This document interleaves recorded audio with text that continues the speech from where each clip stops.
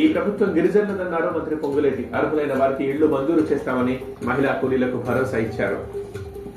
మీరు అన్నట్టు గత ప్రభుత్వం లాగా చేయకుండా నిజంగా అర్హులైన వారికి, నిజంగా పేదవాళ్ళకి, ఇల్లు లేని వాళ్ళకి మీరు ఇల్లు ఇస్తే మాత్రం మీ మంత్రిమండలి ఫోటో మొత్తం ఇంట్లో పెట్టుకుంటారు. దయచేసి అర్హులైన వారికి, లేని వాళ్ళకి ఇల్లు ఇప్పిస్తారని మీ గవర్నమెంట్లో జరగాలని మనస్ఫూర్తిగా కోరుకుంటున్నాను. జై తెలంగాణ, జై హింద్.